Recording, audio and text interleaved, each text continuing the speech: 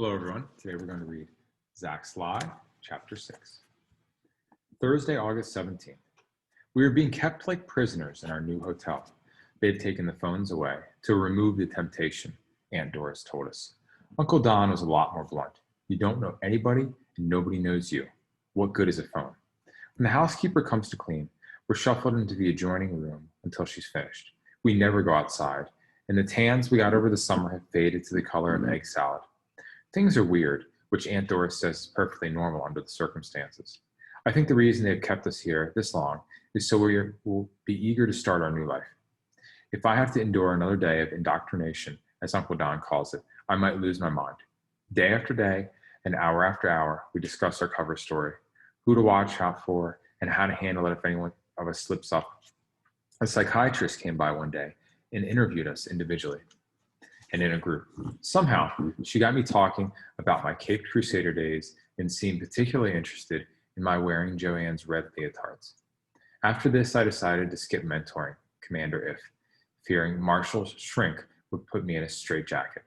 But the thing that's really bugging me is that Mom and Joanne never mention Dad anymore. It's like he never existed or something. Jack refused to dye his hair blonde. But we have to change your appearance, Aunt Doris said. It's for your own safety. No, Jack insisted. If you bleach my hair, I'll look like an albino. What kind of disguise is that? Aunt Doris shook her head. You're really missing the spirit of all this. Heather is coming by today to give you a hand, Uncle Don said. Heather? Jack's question was answered by a knock on the door. Heather was some kind of federal beautician. She came into the room pushing a trunk on wheels. It's makeover time. She gave them an enthusiastic smile, opened her trunk, and pulled out a pile of fashion magazines. Your dreams are about to come true. The answer to Jack's dream was not in the trunk, unless Heather had the key to his father's cell hidden there. His mother and sister were hesitant at first, but Heather won them over. Within minutes, the three of them were pointing at photographs and giggling as if they were at a slumber party. The vote was taken. The Grangers would be blue-eyed blondes, Heather announced. Not this Granger, Jack thought, refusing to participate in the vote. He liked his brown hair and brown eyes.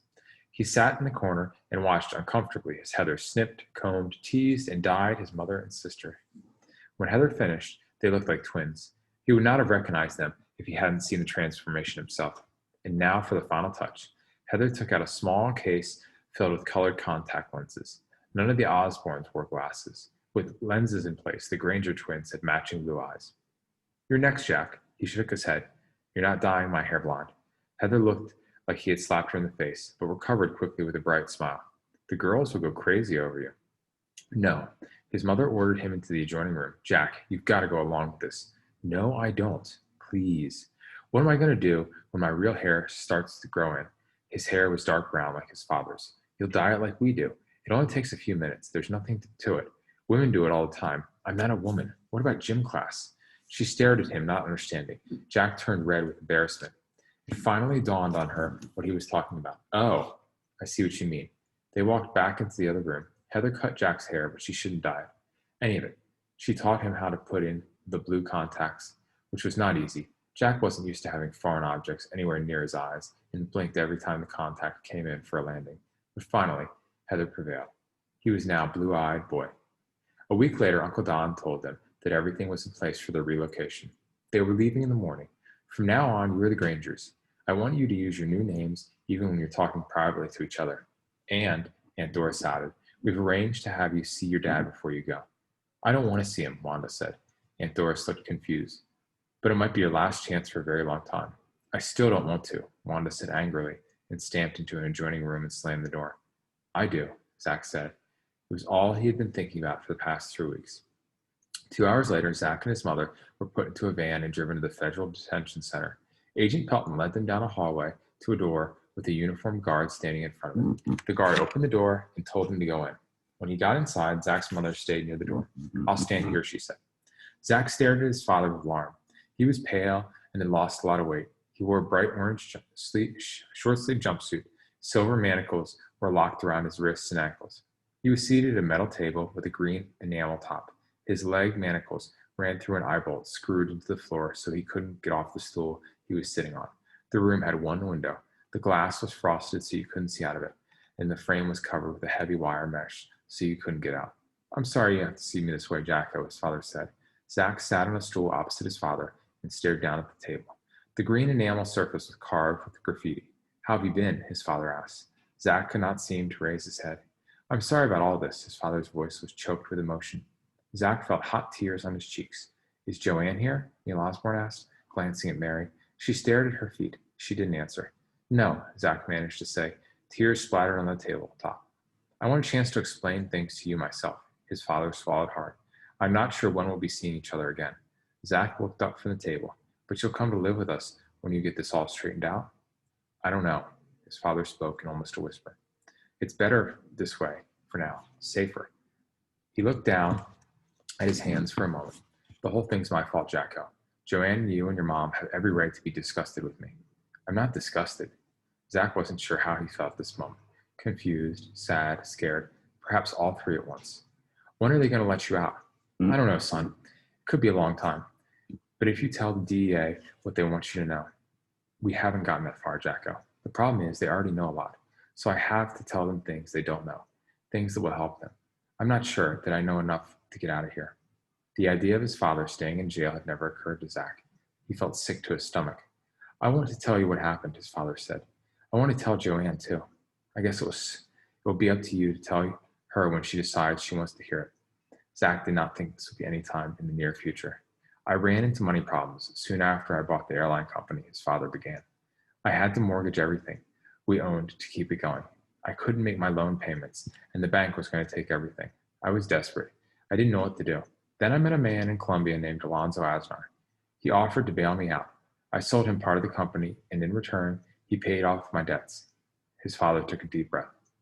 "What I'm going to tell you next is very hard for me, but I promised myself that if I got the chance, I would tell you the truth regardless of what you might think of me. I'm not going to candy coat this, Jacko. Alonzo Asnar runs a drug cartel. The men who came to the house and threatened you are his men." Zach did not want to answer his next question because he was afraid to answer. "Did you know about the cartel before you started working for it?" His father looked directly at him. "I'm not going to lie to you, Jacko. I'm ashamed to admit it, but I knew what his business was and what I would be doing for him. I told myself that I'd do it for a year, get the company back on its feet, then break off the partnership." He continued looking at Zach without wavering. "There's something else. I liked what I was doing, Jacko. The money was fabulous, and I liked Alonzo. We became friends. I guess I went a little crazy. The year came and went. I had more money than I knew what to do with, but then didn't want to leave. What about all the drugs you're bringing into the country? That was part of the craziness. And with the exception of what I did to you, the part I regret the most. I don't think about harm I was causing. I told myself that I didn't fly for them. Someone else would. My thinking was totally screwed up, totally wrong. Your mom and I started to have problems. I didn't want to go into details, but I want you to know that the problems were caused entirely by me. I also want you to know that she didn't have the slightest idea what I was doing.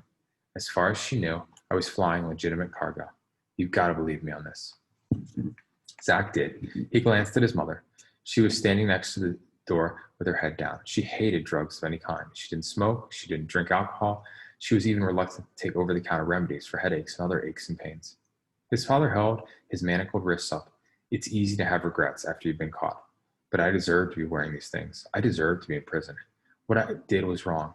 I gave up everything I loved and nearly got you all killed. I can't undo what I've done. But as soon as you're safe, I'm going to do everything in my power to break up this cartel. I'm going to tell them what I know so I can live with myself. I'm going to tell them because it's the right thing to do." Zach's mother let out an anguished sob and fled through the door. The guard stepped inside. Zach's father waved him away, but the guard stayed where he was. "Do you still have the Jack-in-the-Box?" Zach noted. "Good. Keep it safe. Do you take off tomorrow?" "Yes. I wish I was going with you." "I do too." "I'm afraid you're going to have to leave, son," the guard said. Zach stood and walked around the table to his father. He put his arms around him. "I love you, Dad. That means more to me than you'll ever know, Jacko." At Salt Lake City, the Grangers were the last to get off the airplane. A black van was waiting for them on the tarmac just beneath the jetway. In the front seat were two bulky men wearing suits. The Grangers climbed in the back, and Uncle Don slid the door closed. "Everything set?" "We're clear," the driver said, and stepped on the accelerator. So it's Salt Lake City, Zach thought, but it wasn't. They drove for about 15 minutes and pulled into the parking lot of a large shopping mall. "Here's your new car," Aunt Doris pointed to a metallic gray minivan and held a set of keys out to Mrs. Granger. The minivan was old. The driver's door had a big dent in it. "Nice wheels," Zach commented. His mother gave him a tired, look and took the keys. They had left behind a Range Rover and red Mercedes convertible. When Mrs. Granger was Mrs. Osborne, she would have not dreamed of driving a minivan. Now she owned one. Zach looked at his sister for her reaction. There was none. Wanda was not wavering from the I must be courageous role she had adopted almost from the moment this awful thing had happened to them. Zach helped Uncle Don transfer their bags into the back of the minivan and saw that the license plate was from Nevada. So we're moving to Nevada? Smart kid. Uncle Don pointed at a green Ford Taurus parked across from the minivan. Doris will ride with you, and I'll lead in our rental. He looked at Wanda. Anyone want to ride with me? Wanda smiled, but didn't say yes. The man who had driven them from the airport scanned through the parking lot. Looks clean. You want us to tail you a ways just in case? Uncle Don shook his head. I think we're in good shape. The black van drove away. Wanda finally spoke up. I'll ride with Uncle Don. Zach got into the back seat of the minivan behind his mother and Aunt Doris, and they followed the Ford Taurus. Las Vegas or Reno? Zach asked. His mother looked at Aunt Doris. Lake Tahoe? Zach couldn't think of any other cities in Nevada. It's safe to tell him now, Aunt Doris said. His mother looked at Zach in the rearview mirror. Elko. Where? Elko, Nevada. Where's that?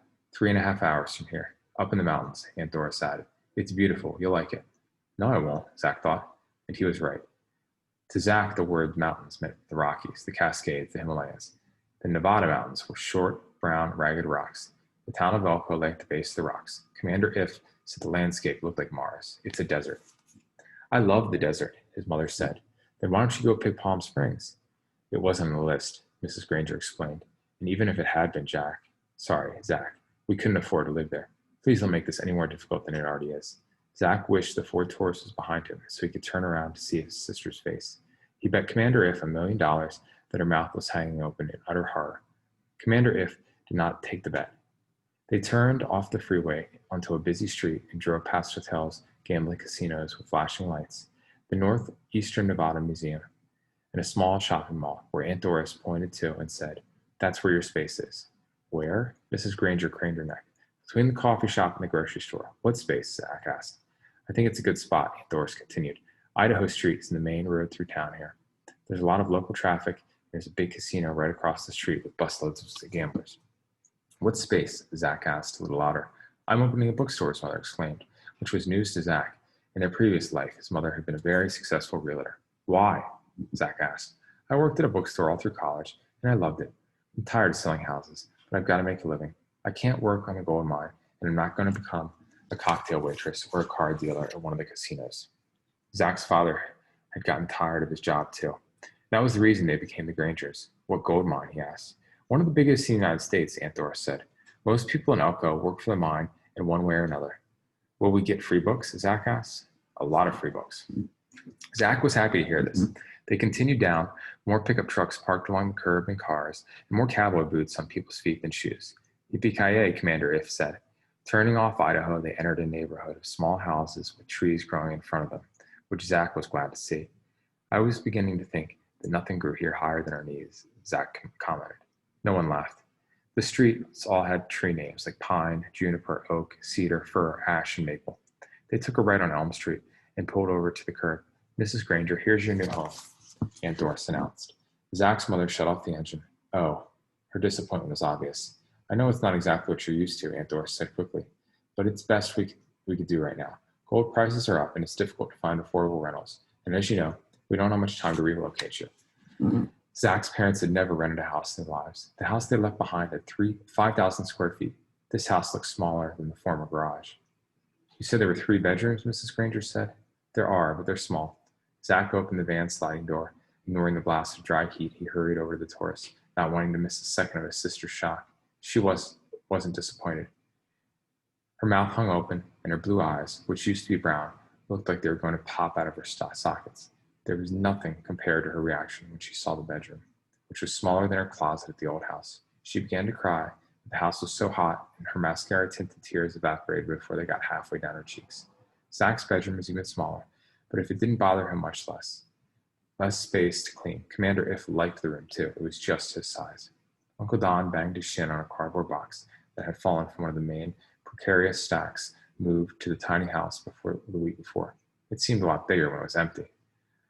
What will we do with everything? Mrs. Granger asked. I warned you that I couldn't take it all all with you, Uncle Don said. Zach's mother and Aunt Doris shot him a look. We didn't take it all with us, Mrs. Granger said icily. You took most of what we owned. Uncle Don stared to protest, but Aunt Doris cut him off. Don, why don't you go out and see if you can find us some food? She pushed him toward the front door, which was about 5 steps from the kitchen. Want to come with me, Zach? Uncle Don asked. Zach shook his head, and Uncle Don left, happy to get out of there. Mrs. Granger stared hopelessly at the strewn furniture and stacks of boxes. What are we going to do, Doris? Aunt Doris put her arm around Mrs. Granger's shoulders. We'll unpack what we can and rent a storage unit for the rest.